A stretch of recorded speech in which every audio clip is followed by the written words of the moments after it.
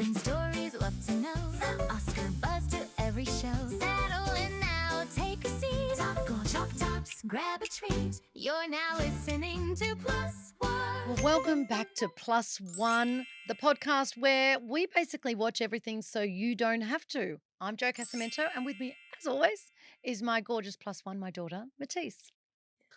So I've taken you everywhere this the last few weeks, haven't we? Oh my God. We've been to the theatre, we've been to the Age of Aquarius, we have been to Westeros, we've been down a true crime kind of thing. We have been to rom-com land. I've made you do a few rom-coms. I know you hate that. And we've also been dissecting a national treasure, True. Kylie. So we're going to get into that in a minute. But first, our binge or bin. Right, well, first up is Elle. Now, this is the brand new Amazon Prime 8-part series, which is landing on July 1. There's been a big build up for this. It's, of course, based on Legally Blonde, the original films, which starred Reese Witherspoon. Now, this incarnation is executive produced by Reese, so she's got her hands all over it. And it takes us to Elle Wood back in 1995. Let's take a look. Let's give it up one more time for the birthday girl, Elle Woods. I would just like to raise a glass to all of you. My friends, my world. I'm so lucky to have this life. I wouldn't change a thing.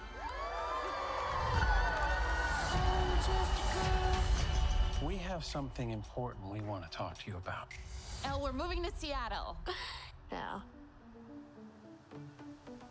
It doesn't sound right. I'm just a girl. I'm just a girl in the world. Nice umbrella. Thanks, it's an heirloom. She's joking. You look like an idiot. Take this pink ribbon off my eye. I'm Elle. What?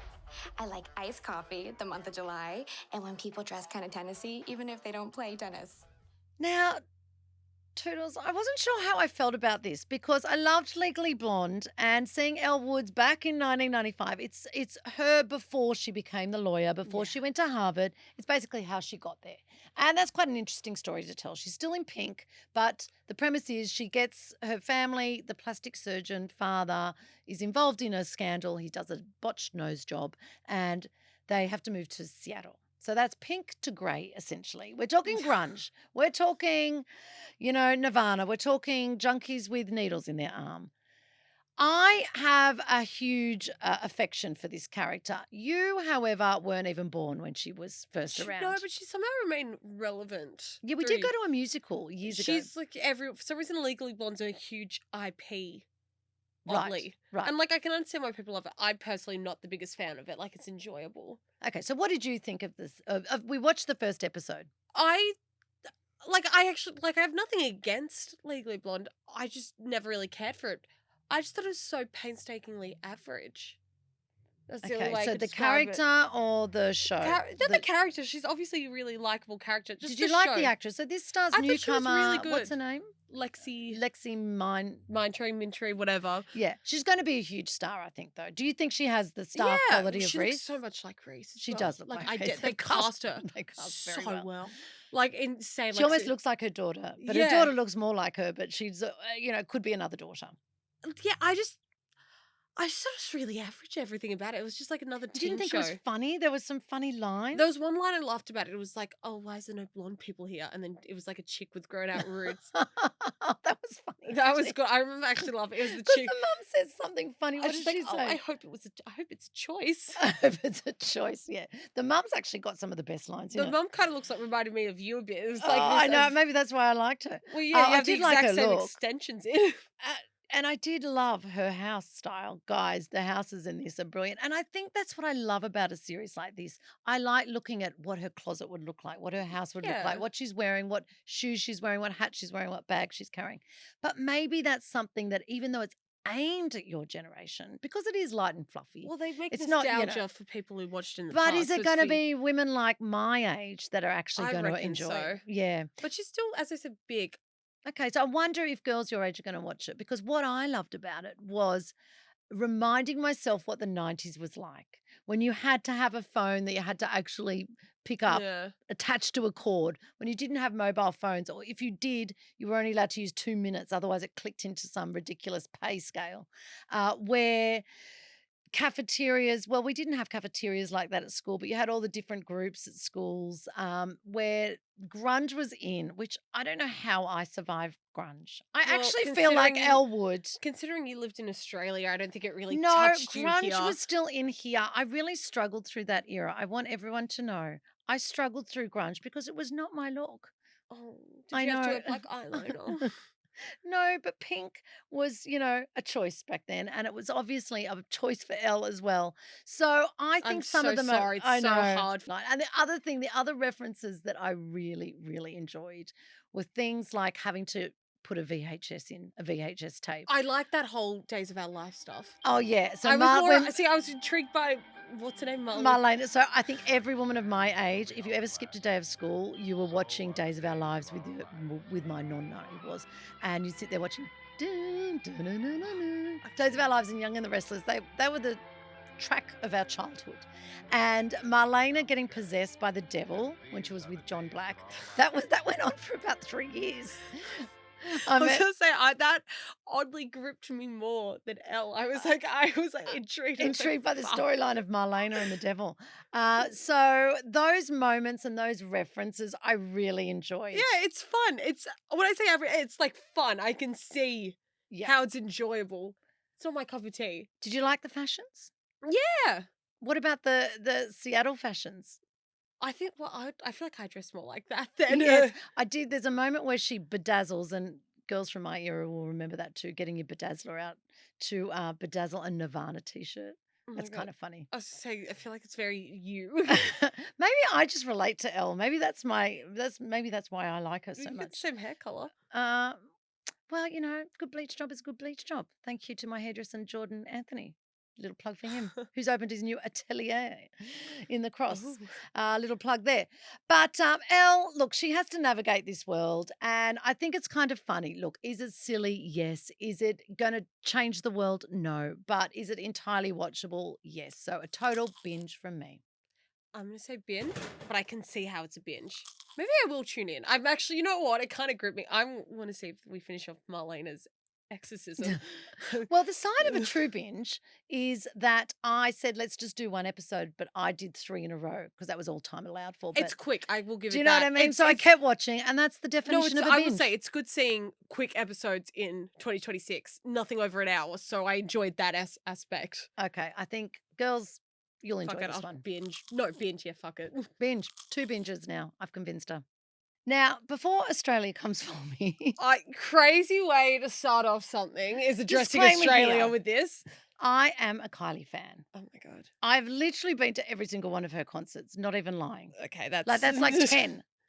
That's a lot. See, I like Kylie, but that's even too much. I know. I mean, it really is because my girlfriends, the Pinkies, we always buy tickets, and it's become our group thing. Anyway, Netflix has, of course, released the new 3-part Kylie doco. Let's have a look. Can I tell you something? Satisfying, that isn't it? And the Grammy goes to...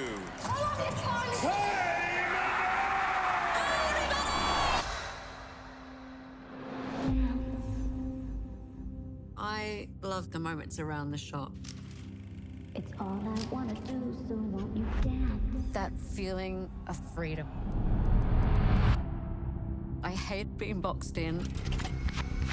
When you started out, did you mean to be an actress or a singer? I became frustrated. The singing budgie. Singing budgie. Mechanistic. Terrible. Why won't you move? How are you feeling? I can't actually speak just yet. I felt removed from my body. I was so scared of what was ahead of me. I'm on fire, fire, fire, fire. As you can see, it goes through everything from Neighbours to Jason to Michael Hutchins, the whole Stock Aitken Waterman era, the whole cancer journey, everything. I think where I struggle with Kylie is Kylie as an artist. What does that even mean? I think fundamentally, I think she is the girl that just got really lucky. That song, I Should Be So Lucky. She just isn't that talented. Crazy take. Like, I don't think she's the best at anything. Like, she was never the best actress. She was never the best singer. But Exactly. she has talent. She has a bit of talent, but for the fame she achieved, for the album sales, she's, number one artist in Australia and London, and especially at the time. The concerts she sells out, all of those things. I think fundamentally I have struggled with that. And I truly believe, and I was hoping after watching this doco that I would see a side to her. I would see something in her, something come to life that I hadn't previously seen. You sound exactly like the critics in like the episode 1 saying, what is it, the singing budgie? No, I'm You not going to call her a singing budgie. I do think Danny was more talented. She can't actually dance that well. She's no Madonna. She's not even a Christina Aguilera or even a Britney. And what I think it is I think the people around her, this is my conclusion, are super talented. She always picks the best choreographers, the best Yeah. stylists, the best, she had John Galliano designing for her. Some of those stage producers. Early on, Stock Aitken Waterman, she basically did do what she was told. She was surrounded by brilliance, but I just think she's pretty average. And I know that's harsh to say. I love her. I love her music. Somebody who loves her, you're really... But I just don't think she is, she's the artist that is worthy of everything, the accolades she's been given. And that's harsh to say. Not worthy or worthy? Not worthy of the I thought you said accolades worthy. she's been given. Crazy. I didn't know much about Kylie before. I, spoiler, loved the series. I You thought loved it. So so what did you love? I thought it was so well done, the way they put it together, like with archival footage and then cutting between present day, modern day. Like, I remember getting chills when they first introduced Jason Donovan and they stopped playing Suddenly from Neighbours. Oh, I know. See, that bit the was done. Angry Anderson. Like, Suddenly you're here. oh my God. Yeah, exactly. Like, I thought it was so well done. But okay. They got everyone from her life as well. Well, yeah, there are some omissions, and I was pretty upset about that. We'll talk about that Oh. in a minute. But look what you've pointed out there. You haven't actually pointed out Kylie's amazing. Gosh, she's talented. Wow, True. I had no idea. You've pointed how good But the I'm not production saying, was. But I'm not saying Jason Donovan's amazing. I don't think Oh anybody's my ever God, said poor Jason. Jason. Oh my God, let I go of the leather know. pants. When he turned up in his double leather, Oh. it was like aging rock star just didn't work It either. was like trying to shit on like Michael Hutchins. It just wasn't I know, working. Michael. And Michael was talented. Now, that Okay, is true. a godlike talent. That is a stage presence. That is a musicality. That is brilliance. That is poetry. That is writing your own stuff.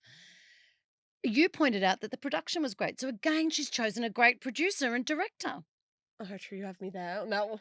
But what I think I was looking for from this, and I've always felt this, as I said, I've seen her perform on stage and she has grown as a stage performer. So I always felt like she had this amazing crowd, really just hanging on every sentence, every breath, every drop. And she just was always very surface level, one level. And I think this documentary, again, you don't actually get the real Kylie. You don't get more insight. She's still very Yeah, but you can enjoy it for superficial. what it is. It's a good.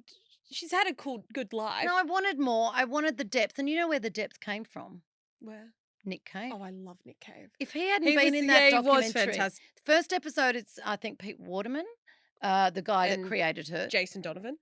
They gave it. They brought it. They brought the insights. They brought the backstage. They True. brought what really went on. She's still surface level, sitting there pretty like a showgirl.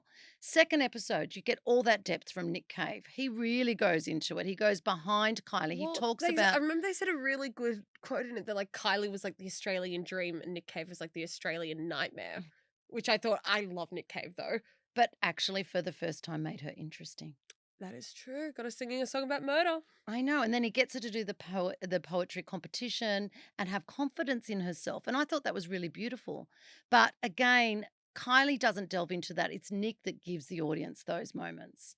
You know what? Now that you're saying this out loud, you are pointing out that. I'm picking. Auntie Fee is going to be very angry. But the other thing I thought was she did reveal that she had a cancer diagnosis. Yeah, I didn't Spoiler know alert, that. everyone. A second one. So Oh. we all knew the first one. We Yeah. didn't know there was a second one, and she chose to keep that private. So that was a reveal, and also about how she had frozen her embryos in the hope of one day having a baby. And That really did touch me, letting go of that idea of being a mother.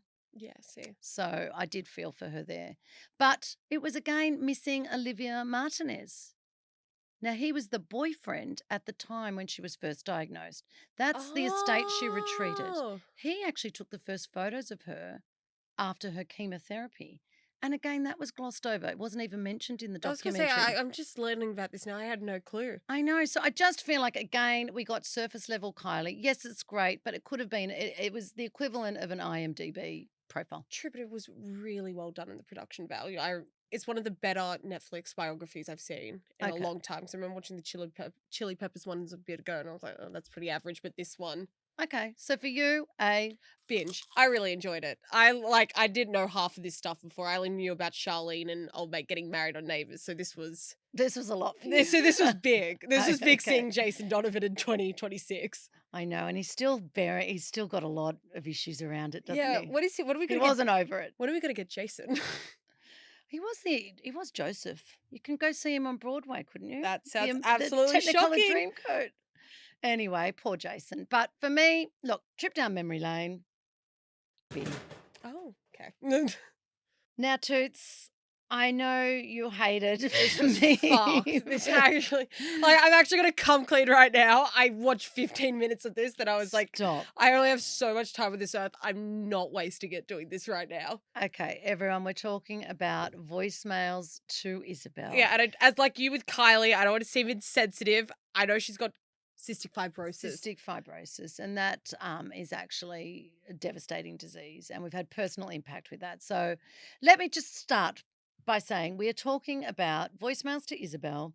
It's out on Netflix at the moment, and it has absolutely blown up on TikTok. I haven't heard about this before Oh. until you told me to watch it. I think every girl of your generation is bringing out the Kleenex. They're crying. They're saying it's the best. I think I read the best rom-com of the century.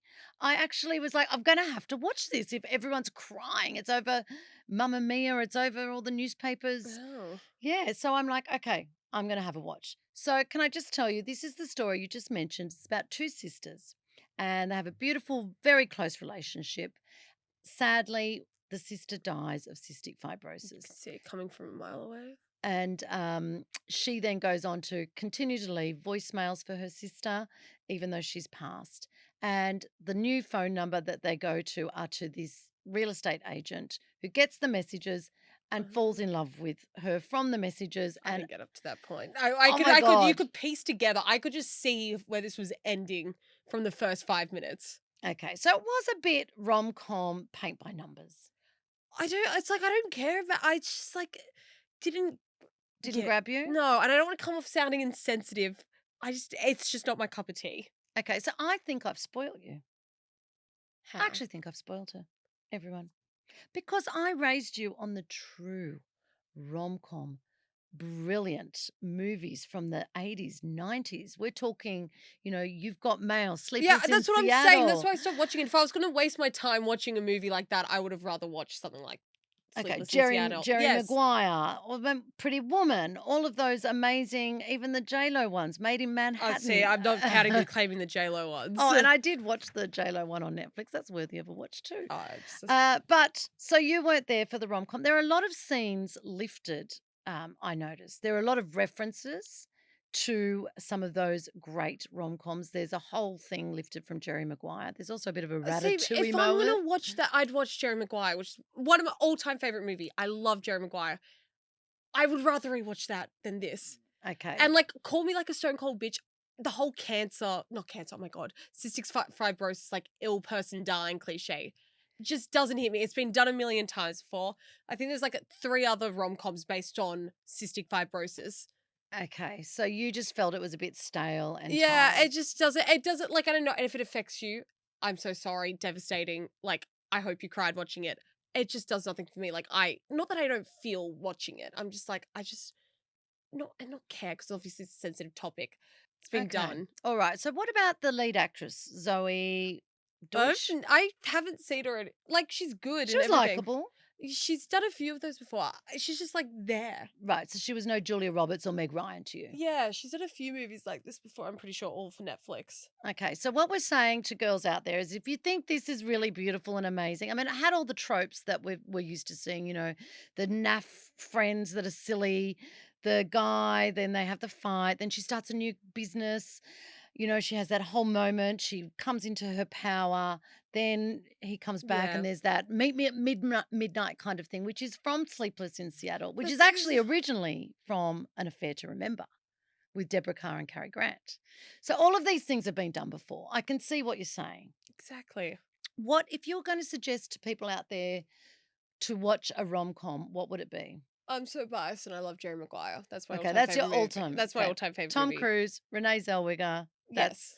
Even though it's like, I guess could be corny now, sort of like this. I'm biased. I don't care. That's the one. That's all. Okay. So what she's saying is, girls out there, go watch some real rom-coms and actually really, really, Yeah. Well, also what I'm saying is I'm biased in everything I say for this, so take what I say with a big grain of salt. No, I think Jerry Maguire's up there. But what I am excited about with this is I've noticed it lately. We've had heated rivalry. We've had, what's that one Allegra loved, Off Campus. I think girls are crying out for a bit of romance in their Well, life. I think it's always been. But I like, think it's been like the the most last popular 20 years, we've just seen a lot of Marvel crap coming on the screens No, but over and there's over. still been a lot of that for females. Like, it obviously died down a lot, but I don't think it actually completely disappeared. Like, Okay, everybody well, I says. think I'm hoping it means there will be more of this coming to the theatre, I more on the hope big not. screen. I hope not. I fucking hope. Okay. Or is there any of recent time that you love? I don't think. No, No, newer I ones. hated Love Mature. Actually was a great one. That's That's probably like the 25 last of the years- greats. I'm actually trying to think of what I saw. I don't think I've gone to the movie and saw a romance movie that I was like, wow. Okay. All right. Well, we're putting it to filmmakers out there. Romance is where it's at. That's what the girls are loving. They're crying. They're yearning for that sort of, I think with all the dating apps, girls just don't get it anymore. So they need to see it on their TV screens. So I'm giving this one a binge. Binge. She keeps it simple. Now, we love a true crime doco in our house. And this one had me absolutely gobsmacked. My mouth was on the floor just from the premise alone. We are talking Maternal Instinct. Let's take a look at the trailer. Taylor is hard to describe. She came off as a normal country girl. Somebody that you could kick it off with, quick like, Her whole mission in life was to be the pretty girl that caught the eye of a guy. And then she met Wade. I haven't known Taylor but just a couple months. She hits me with, I'm pretty sure I'm pregnant. Coming from a small town, you can trust easy. I just begin to worry. Something's just not right. I said, did you go in with her to the clinic? She said the doctor had an emergency or he couldn't meet us. So many things did not add up. I mean, they were buying cars, cattle. Someday she was going to be this millionaire. I mean, that's what she told us. All people see is this loving, happy relationship. Why would you not believe it? Things got super weird. I took a step back and was like, you're scaring me. How can one person keep up with that many lies? Money got to be coming from somewhere, I still can't understand how this was gonna work. It was unimaginable what she did. I don't even know how to explain it. Pit of my stomach just fell. I said, I think I know who that is. Worst thing I've ever seen in my life.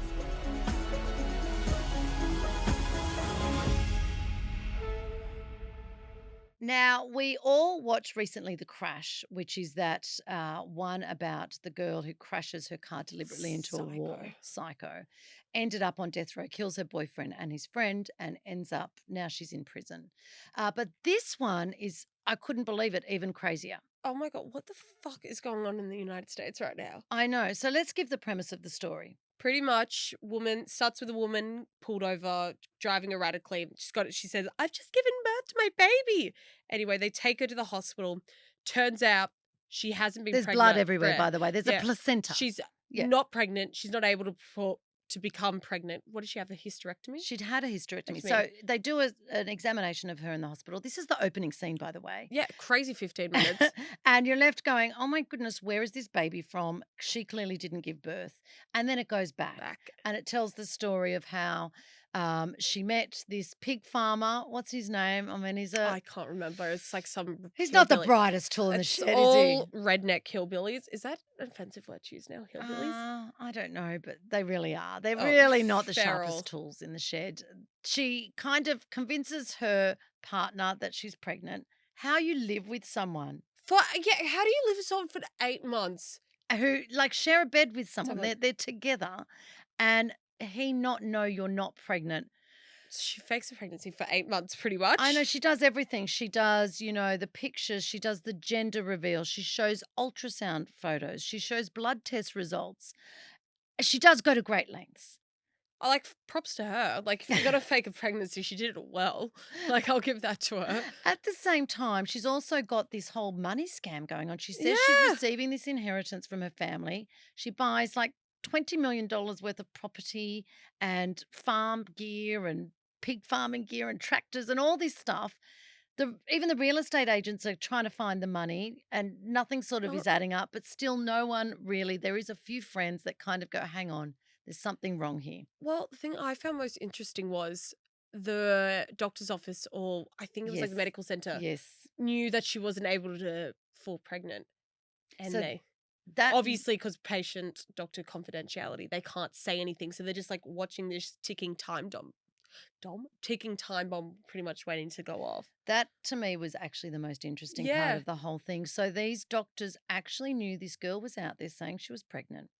They knew they'd performed a hysterectomy on her, yet their client privilege, doctor-patient confidentiality prevented them from actually saying anything. Even when the friends were ringing up saying, hang on, are these scan results hers? They couldn't say anything. And the sad part about that is a murder could have been prevented because... Yes, spoiler alert, she murders her best friend and performs a... What do you call it? Not C-section, emergency. Rips the baby out of her.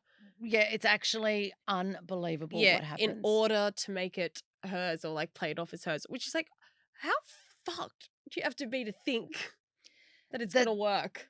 Well, that shows that mentally she clearly is... Oh, yeah, wacko. Yeah, so it really is quite an unbelievable story. Yes. And I think as a documentary, I actually didn't think it was that fantastic a documentary the way it was made. The story carries it.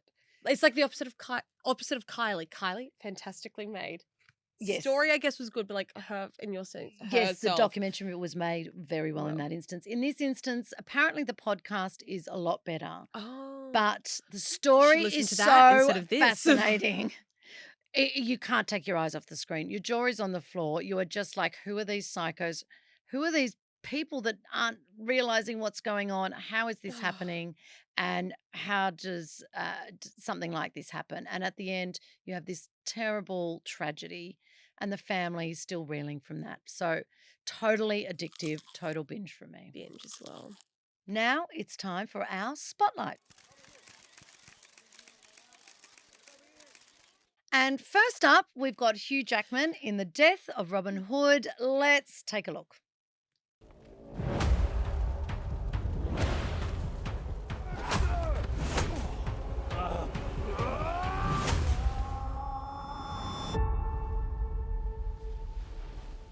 Groweth sad and bloweth mad and springeth the word anew. I owe you an apology. You begged for me to let you die. What's your name?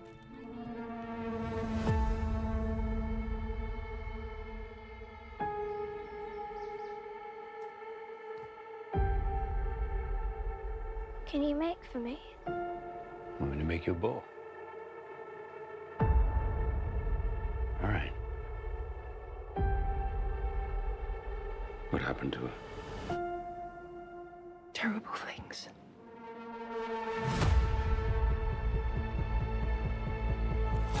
I help those who come to this island. And people change their course. I've killed so many I could not give you a count. It's a curse.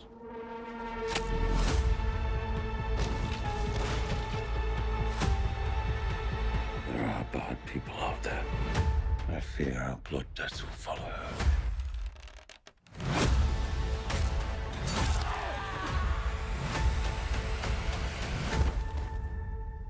I'll keep you safe. Now, I was pumped for this. I really had us booked in. We went into the George Street Cinema. We went into, big one in the city to go see this because I love a historical drama. I do love Hugh Jackman. I love a good movie. I was really looking forward to this. And when we got there, I was absolutely shocked. Robin Hood is not the Robin Hood you remember. I thought Robin Hood was supposed to be interesting. It's probably one of the most interesting fables or folklore out there. Exactly. How Rob could they from the make it Rich. so boring? So you found it boring. I found it. Okay, the premise of this movie is it's Robin Hood, old Robin Hood. He's robbed from the rich, and I don't think he ever gave to the poor in this version of him. No, it He's sounds just like murdered robbed. thousands of babies and people, and he's irredeemable. He's a horrendous human being at this point. The opening scene, Kills a child. he guts and it's just horrific. I had my hands over my eyes the whole movie. I literally felt like it was a horror, and I don't like horror. Here's the thing. I thought the only good parts of the movie was the brutal stuff at the start, but then it just dies out 25 minutes into it.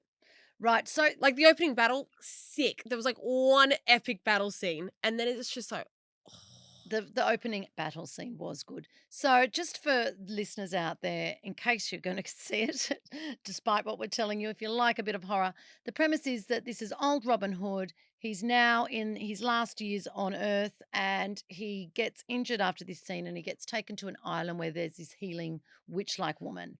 And he kind of is going back over his life, but he really is just a horribly brutal, irredeemable, as I said, character who is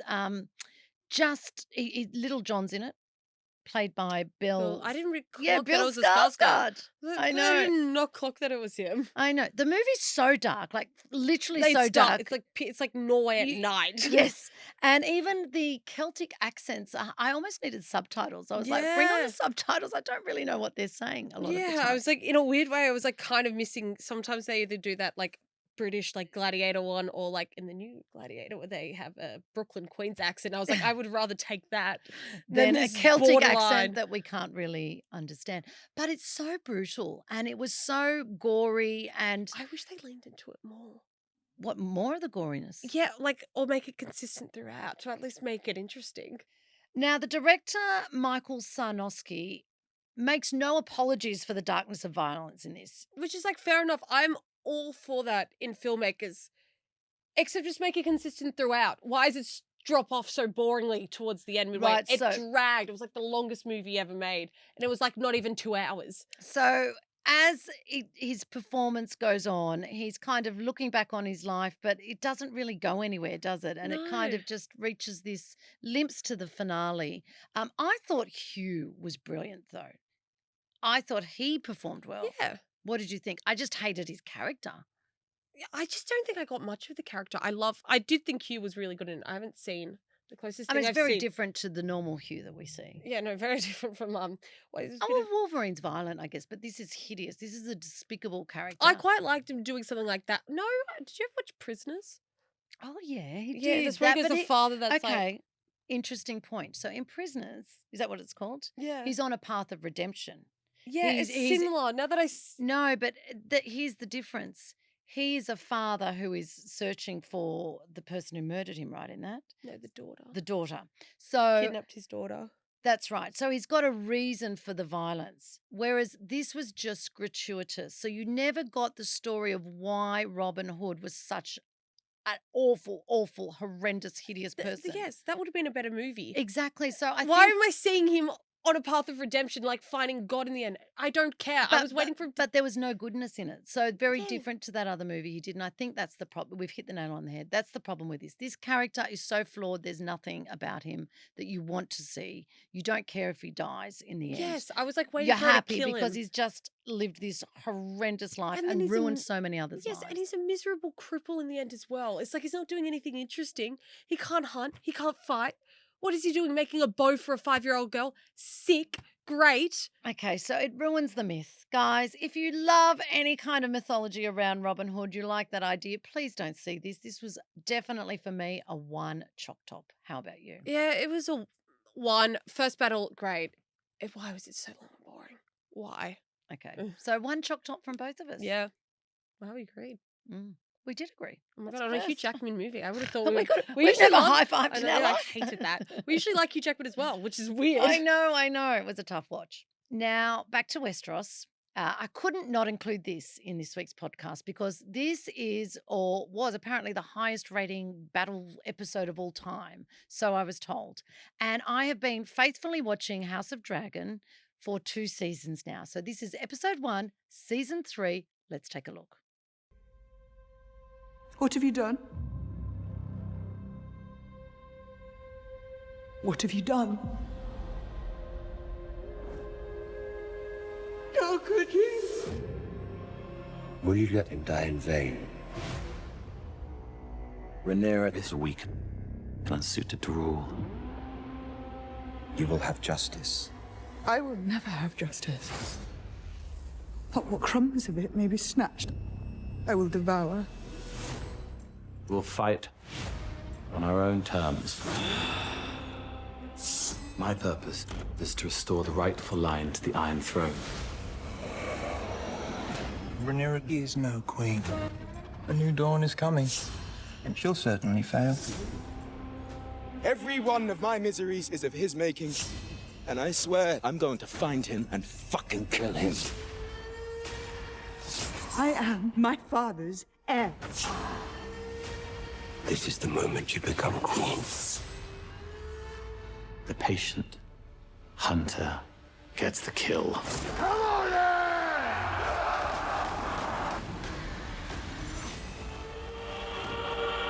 The crown is a weight that crushes. Rhaenyra will do, in the end, what she has to do. And what she has to do will be dire. Have you not betrayed your queen? You can burn us.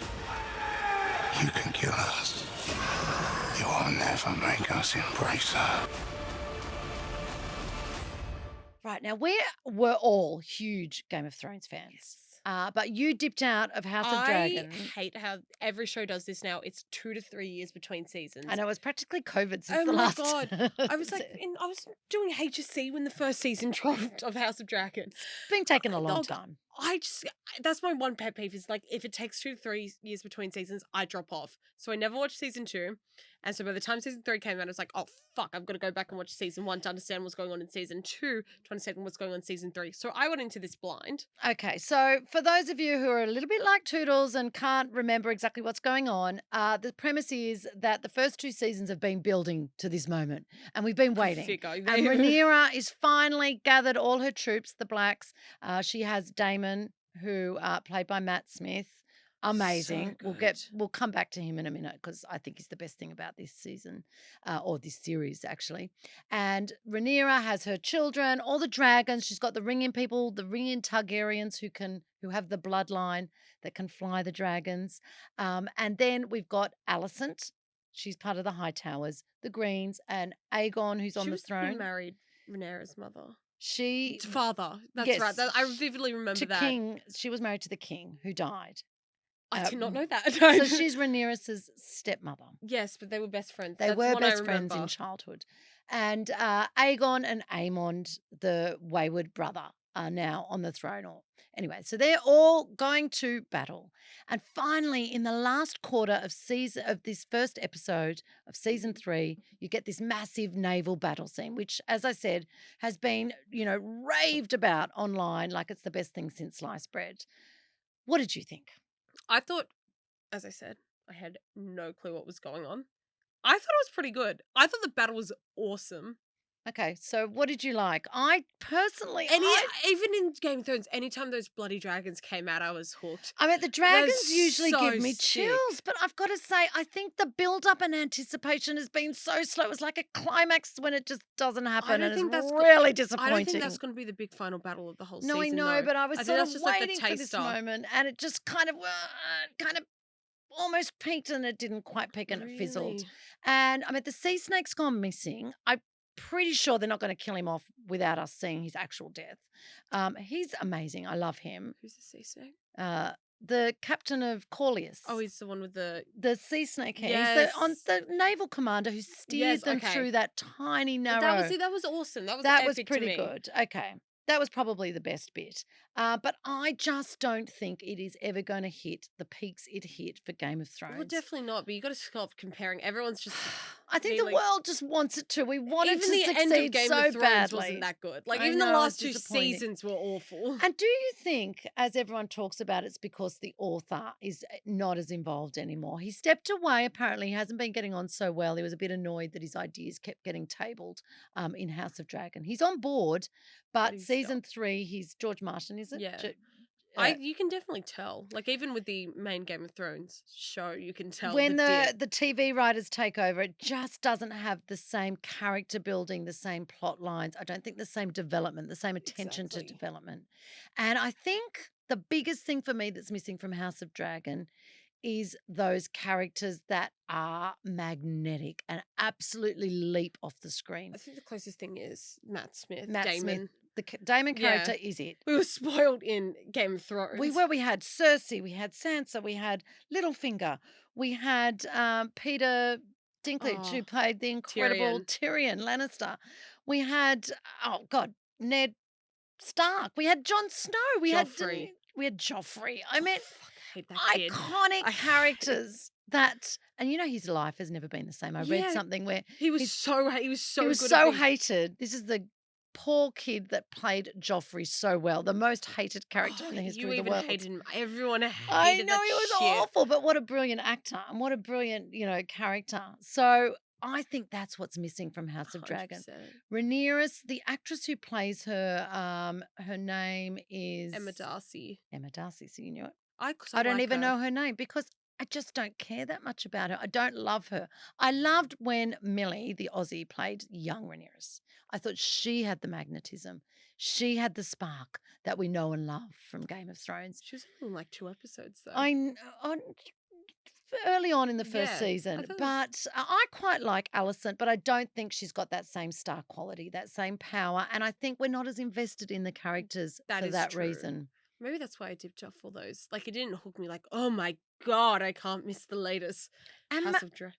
Maybe there's something about the dragons because in Game of Thrones, it was all leading up to this amazing moment from birth. We watched Daenerys birth the eggs. We're spoiled with dragons You know, this time. and it was just this bit. So by the time they finally took off, we were enraptured. And I think there's dragons aplenty now, so it's kind of lost that specialness, I think, that impact. So, I want it to succeed so badly. I'm still here for it. I'm going to give this episode 3 choc-tops. How about you? You know what? This is out of 5. I'm going to give it 3 as well. But I reckon if I had more context, because I'm going to go back and rewatch season 1 and 2 so I can be fully sat for season 3. So I'm going to give it tentatively 3. But I reckon if I had a bit more context, probably would have been a 4. Okay. So, just so you know, I was a bit annoyed that they had Baylor. No, not Baylor. She's on the dragon with Jace, who I won't tell you, but what happens to him in this episode. But the other one, the first 15 minutes, first 20 minutes on screen are a bit of a rogue Targaryen Yeah, I didn't know that who we're she not was. invested in. And I'm like, why are they wasting so much time on this girl? But maybe I've just got to let it play out.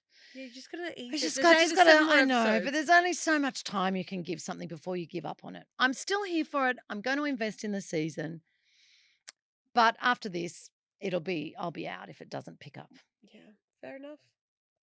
Okay, our last section, we're going to head straight into our scene stealer. So this week, or the last few weeks, we've actually been heading to the theatre a little bit. We've seen 2 or 3 things. We're going to talk about 2 of them today. Do quick mention to David Wenham, who Matisse took me to see him in the Iliad at the Sydney Theatre Company for Mother's Day, and it was very special. And I love David Wenham. Brilliant, brilliant, brilliant. If you ever get a chance to see David Wenham live on stage, do it. do yourself a favor. But we went to the theatre last Friday night and we did see Hair. Now, Hair is the musical. Let's take a look because you're going to love the music. It's addictive.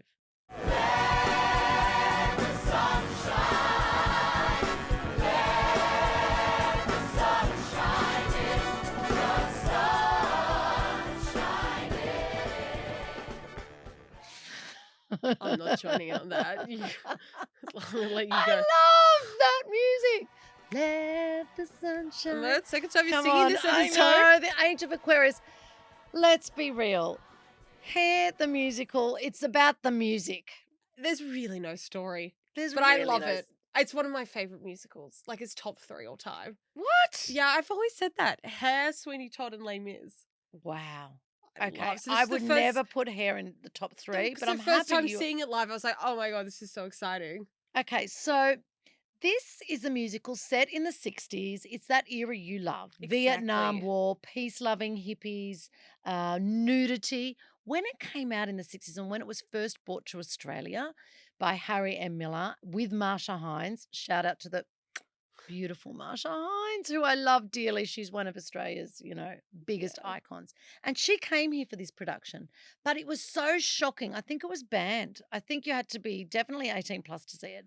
And it was like blew everyone away because there's that scene at the end of Act 1 where comes out of I'd forgotten about it. Well, one of them I know, so did I. Well, Okay, so everyone's on stage nude. You see everything. Dangly bits, loose bits, it's quite bits with, yeah. it's called hair for a reason. Lots of hair. Lots of hair. Lots I was of- going to say, but I did notice that in 2026, half the girls were hair free. So I thought it had been updated a little I was bit. going to say, no merkins. That's how much hair you see or don't see. That's how detailed this is. And they start singing on stage and just in front of you. It's kind of a moment. But what did you think? It's so much fun. It's, as I said, this plot line's kind of weak. You're just following a group of hippies in Central Park. You have the whole draft in the background. There's the whole storyline with the lead guy, Claude, trying to battling whether does he join and fight for his country or does he become a draft dodger like the rest of them. Spoiler, he ends up going off to war and dies with the most... Oh my God, it ends in the best. The ending. The ending is pretty epic. But you did tell me, because you've watched the film, you said the film does it differently. Film's very different to the musical Okay. ending, but obviously to make a feature film They had would to change. translate. Yeah, You'd have yeah, to give it some yeah. plot, otherwise it'd just be a bunch of So that's high the thing. bums. I did struggle. I have to admit, the first half, I kind of kept looking at you going, what is going on? These are random people singing. And it was a little bit sexist. I know we're in the 60s, but the men seemed to Just- dominate the stage in the first half. It's a piece of its time. It's an It accurate, was accurate true to its portrayal. time. Do you think musicals like that date and should we try and update them or just keep them where they were for the moment in time in that piece of history that they were? No, I think revivals of them are always good. Okay, As and I it's said, important to show so- maybe what... Absolutely. Well, as I've said earlier this episode, I'm very biased and everything. Mm. And because I love it so much, I think it holds up, obviously, but it's like how you reflect on all past media. Almost. Right. Like you look back at old James Bond films and it's like, oh, shut up and give me a That's schmack. true. So you have to keep them where they are and admire and Appreciate- enjoy them, Because appreciate it's a them good for piece of media. It's a fantastic music. Like Let the Sun Shine In, Age of Aquarius, the I song meant the Hair. songs Exactly. are Like, so good and they do leave you feeling so upbeat. So we you have felt seen- so good. I remember- know. We, for the next few days, I was singing the songs in my head. And if the point of a musical in this day and age, which, going to the theatre is expensive, you dress up, you pay for parking, the whole lot. So it's got to be a moment. And sometimes you can leave not feeling so great. We came away singing and dancing literally in the aisles.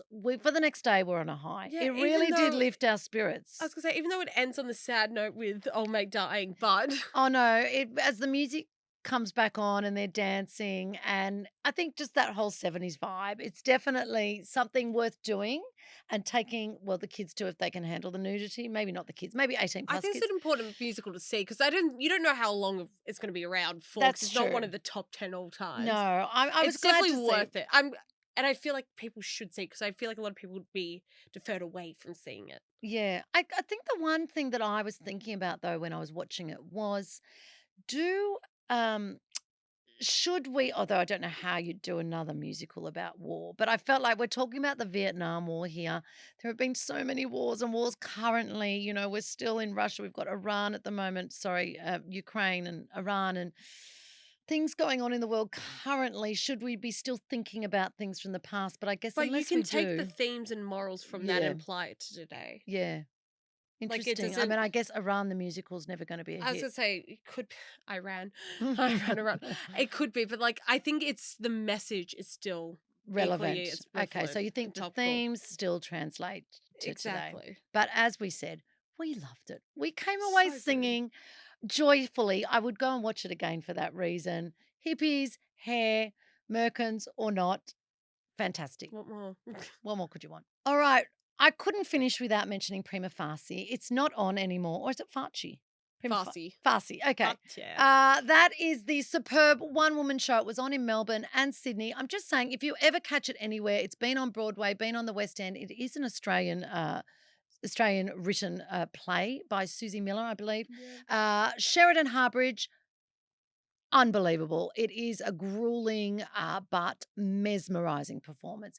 If you ever get the chance to see it, I urge you to do so. We were spellbound. That was definitely a standing ovation kind of performance. So if you do get to see that, please do. Now, that brings us to the end of our +1 episode, sadly.